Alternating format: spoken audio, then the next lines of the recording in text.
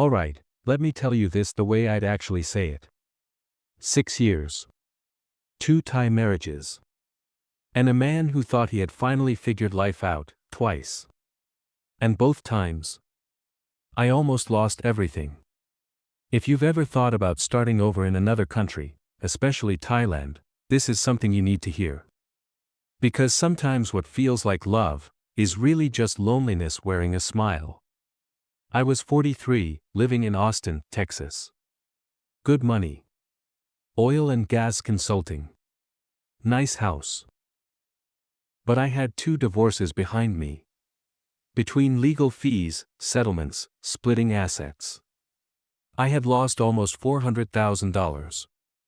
After the second divorce, I remember sitting alone in a house I had already paid off once, signing new mortgage papers because I had to refinance to buy her out. That changes you. I wasn't just divorced. I was angry. Bitter. Tired. A friend kept talking about Thailand. Said the women were more traditional. More appreciative. Less drama. I didn't go there looking for love. I went there to escape. That's when I met Molly.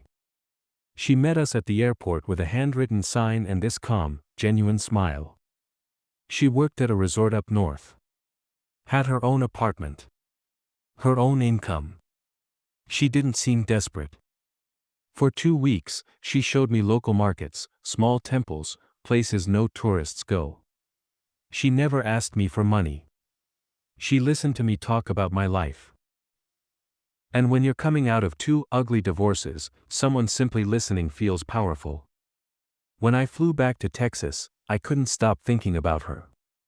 6 weeks later, I was back in Thailand. When her US visa got denied, I made a decision way too fast. I married her. The first 6 months in Texas were great. She cooked. She supported me. She seemed grateful. Then slowly, things shifted. She started spending time with other Thai wives. Then it became comparisons. Why don't we have a bigger house? Why don't I have what she has?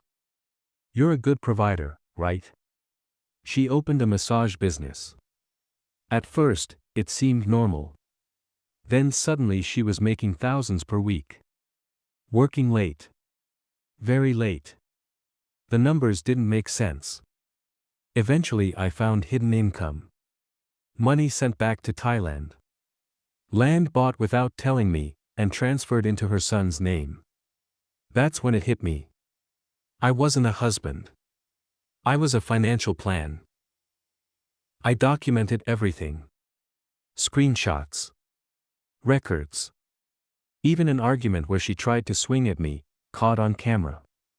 I filed for divorce in Thailand because the laws protected my premarital assets better. She didn't even show up in court. It was over. You'd think I would have learned my lesson. But loneliness is powerful. During that divorce process, I met Nan. She was different. Quiet. 2 kids. Struggling, but proud. When I offered help, she resisted at first. That meant something to me. We talked for months. I visited Thailand several times. Slowly, carefully, we built something real. A year later, we got married. And at first, it was beautiful. But then, small requests started again. Family emergencies. Comparisons. Subtle pressure. I found over $15,000 sent without telling me. And this time, it hurt more. Because I truly loved her. When I confronted her, she didn't get defensive like Molly did. She broke down. It wasn't greed. It was pressure from family. Cultural expectations. Fear of disappointing people back home. But pressure can still turn into manipulation. So I did something different. Instead of exploding, I sent her and her kids back to Thailand. I bought them a modest house. Helped her start a small business. And I told her, for 1 year, prove you can stand on your own. No hidden money. No pressure. Just honesty. I honestly expected it to fail. But it didn't.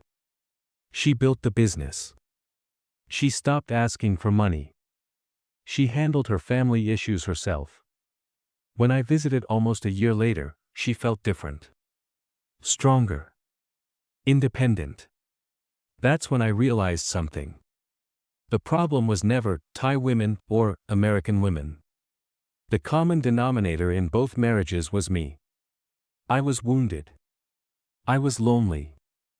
I was trying to fix internal pain with external love.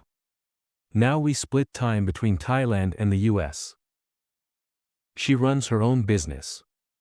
We talk openly about finances. Everything is transparent. No secrets. No emotional pressure. No hidden transfers. If you're thinking about starting a relationship overseas, especially in Thailand, slow down. Don't marry fast because of visas. Set financial boundaries early. Watch actions, not words. And never confuse loneliness with love. Love can be real anywhere in the world. But if you don't heal first, you'll carry the same problems to a different country. And geography doesn't fix emotional wounds. I'm not bitter anymore. Thailand didn't ruin me. Bad decisions did. And growth fixed them. If you're in a similar situation, take your time. Protect yourself. And most importantly, make sure you're whole before you try to build something with someone else.